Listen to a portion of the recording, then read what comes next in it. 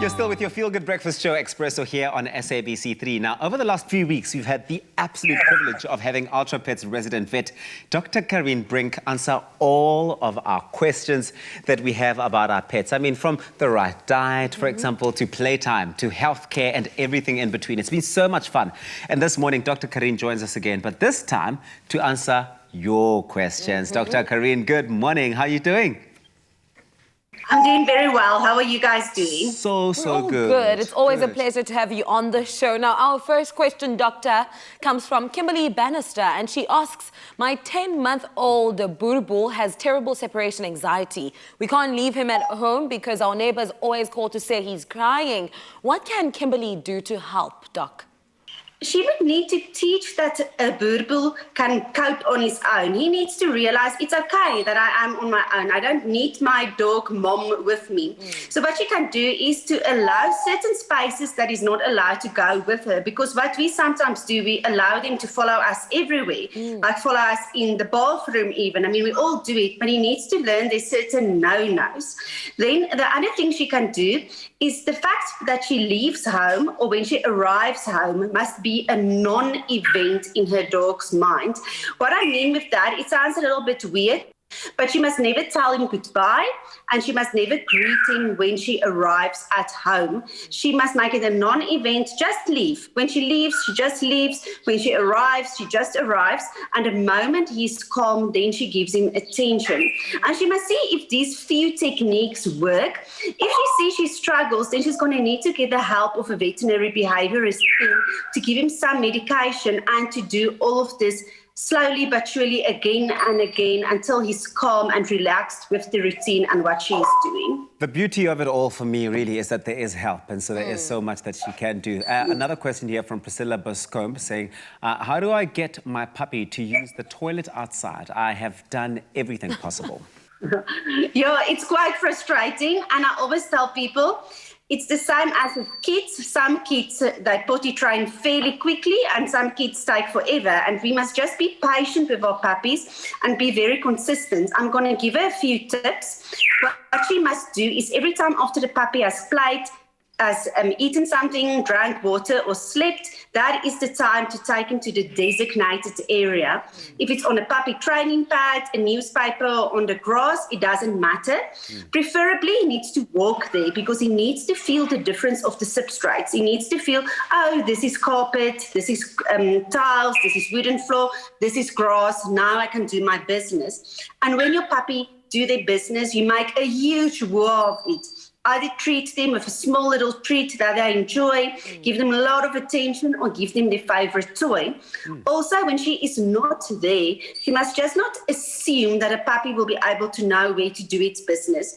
The puppy needs to be in a smaller space where you have like a guest toilet. I always explain it like that.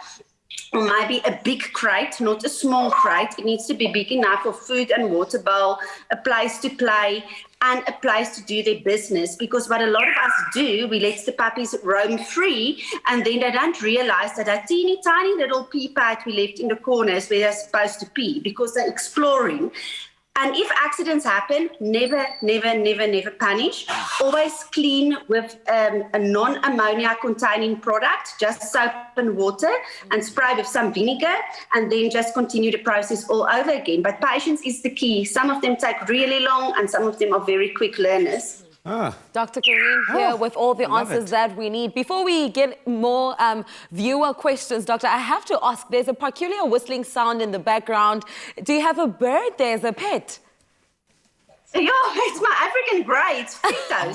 Sometimes when I'm on this, he likes chatting with me. So yeah, he's chatting this morning. He's loving this. He's also just adding his 2 cents in there. I love it. They're my favorites. They are so precious. So precious. Well, I'm going to ask your bird, what's his name? Fritos, because his tail is red, like tomato Fritos. Yeah. I love it. Well, Fritos, I need you to answer this question for us.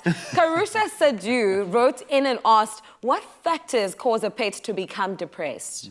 Oh, Shania, any huge change in their life can make them feel depressed. It can either be an owner that has passed away, moving house, a new baby in the house or somebody getting a boyfriend or a girlfriend. Any big change can make them depressed, getting a new pet that they don't get along with. But the biggest reasons for them to become depressed is losing somebody they love. It can either be a human or it can be a fellow pet in the household that will make them depressed if they lose them.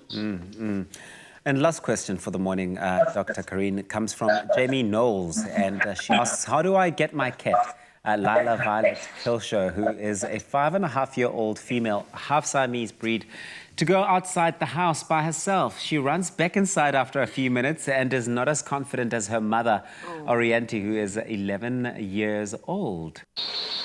This depends why the cat wants to go inside. So there's no black and white answer, unfortunately. She needs to try to establish what is going on. Is there another cat in the neighborhood that maybe intimidates her cat, that the cat doesn't want to go out? A cat's homing range is a couple of kilometers. So, I mean, it can be a cat a couple of houses away that really intimidates a cat.